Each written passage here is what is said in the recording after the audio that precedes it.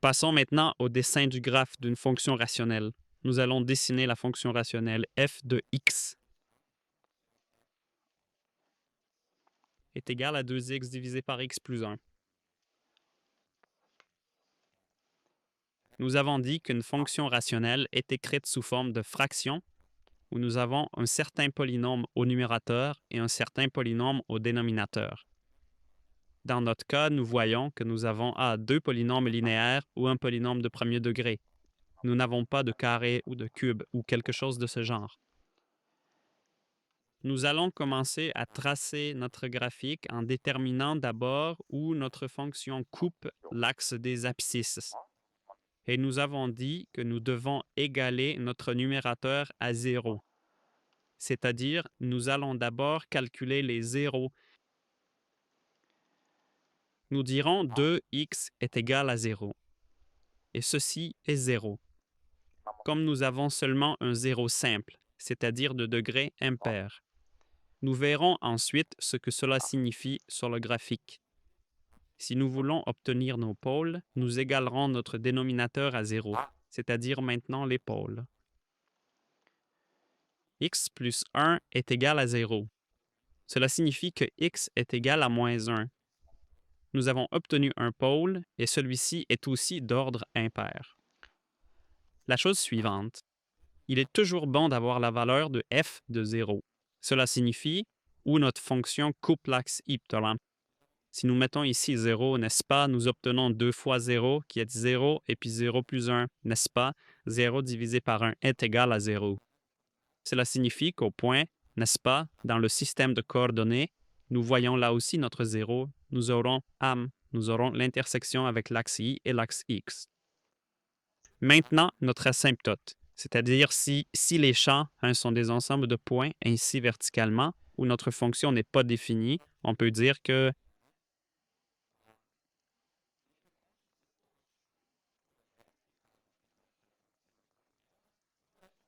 l'asymptote est donc un ensemble de points horizontaux où notre fonction n'est pas définie. Et encore, on peut se demander ceci. Que se passe-t-il si notre x s'approche de l'infini? Par exemple, si nous mettions ici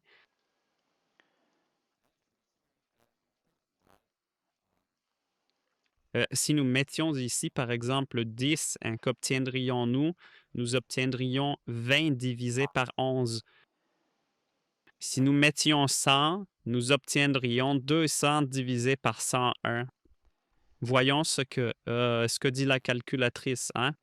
Si nous disions ainsi, insérons d'abord 10, nous aurions 20 divisé par 11. Ce serait 1,81.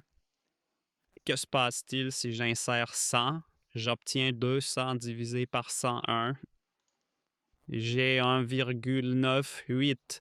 Et si j'insère 1000, j'ai 2000 divisé par 1001. Et je vois à quelle valeur je m'approche. Je m'approche de 2. Que se passe-t-il si j'insère, je ne sais pas, 10 000? Insérons encore 10 000. J'ai au numérateur 20 000 divisé par 10 001. C'est 1,9998, n'est-ce pas? Cela signifie que nous nous rapprochons de notre 2. Si x tend vers l'infini, notre y tend vers 2. Et nous avons dit que lorsque ces deux expressions, ou plutôt le numérateur et le dénominateur sont du même degré, on peut diviser ces coefficients entre eux. 2 divisé par 1 est 2. Et nous voyons, c'est vrai, quand x tend vers l'infini, c'est-à-dire quand nous augmentons x, notre y tend vers 2. Alors dessinons d'abord cette asymptote, c'est-à-dire notre asymptote est ici à y est à y2. Cela signifie qu'ici, avec notre fonction, nous ne pouvons pas passer. Ensuite, nous avons un pôle, n'est-ce pas? Nous avons le pôle x moins 1, c'est-à-dire nous avons égalé notre dénominateur à 0, car là notre fonction n'est pas définie, n'est-ce pas? Ici, nous ne devons rien avoir. Mais nous nous demandons quand même ce que ce serait si cela était 0, n'est-ce pas? Si le dénominateur était 0, c'est à moins 1. C'est-à-dire, à moins 1, nous avons notre pôle. C'est-à-dire, c'est un ensemble de points où notre fonction n'est pas définie. C'est-à-dire, nous ne pouvons pas obtenir cela, hein? Nous ne pouvons pas obtenir y est égal à, x moins 1. Hein? Nous ne pouvons que nous approcher de cette valeur. Traçons également notre 0 et c'est en même temps l'intersection avec l'axe I, hein? Car c'est à l'origine du système de coordonnées. Maintenant, la question se pose, n'est-ce pas, où commençons-nous à tracer notre fonction? Et si cette question vous pose des problèmes, demandez-vous pour un point, n'est-ce pas? Par exemple, que se passe-t-il si notre x est moins 7 et nous disons f de moins 7, n'est-ce pas? À la place de x, nous mettons moins 7. Que trouvons-nous? Au numérateur, nous obtiendrons moins 14. Ici en bas, nous obtiendrons moins 6. Et cela fera, mettons sur la calculatrice, hein? Moins 14 divisé par moins 6. Ah, ce n'est pas 8.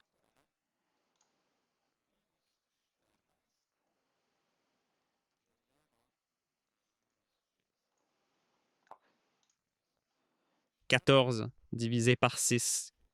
Faisons comme ça, hein? Nous savons que ce ne sont pas ces plus.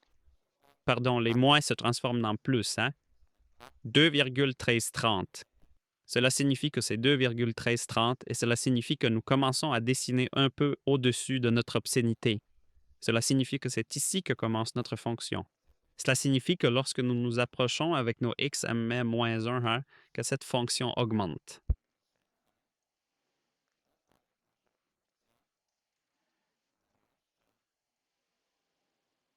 Vers l'infini, hein, notre epsilon va comme ça.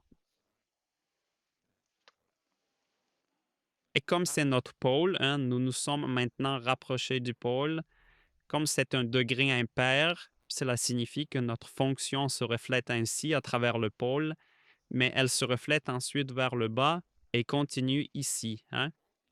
Et puis nous allons vers notre 0.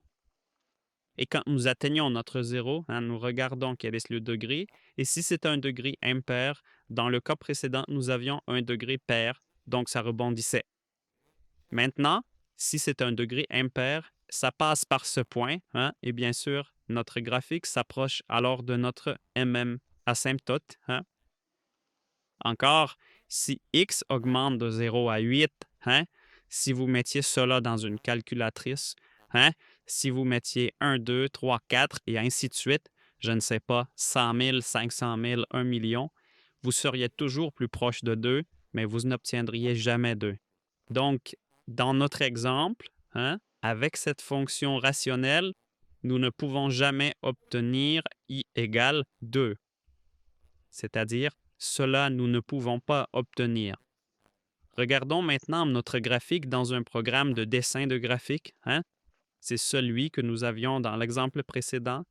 Maintenant, regardons ceci. Hein? On voit, c'est vrai, à l'origine du système de coordonnées, c'est cette intersection, hein, où notre fonction passe par ce point et se rapproche ensuite de 2. Hein? On voit bien comment c'est visible ici sur le graphique.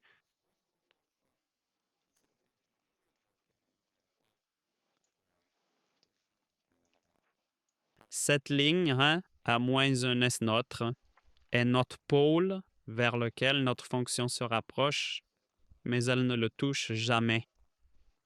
Donc, nous avons bien dessiné, hein, notre fonction rationnelle, c'est-à-dire encore une fois, dans le dénominateur, ceci est le numérateur, quand nous l'égalons à 0, nous obtenons des zéros.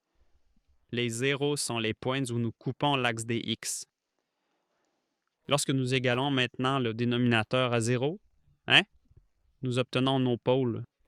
Ce sont des ensembles de points, hein, ou bien une asymptote verticale, A, que notre fonction approche, mais ne coupe jamais. L'asymptote est un ensemble de points, hein, que la fonction approche, mais ne coupe pas. F de 0 est l'intersection avec l'axe I, et ensuite nous devons encore savoir si nous avons des zéros d'ordre impair ou d'ordre pair. Hein? Et nous calculons cela aussi pour les pôles.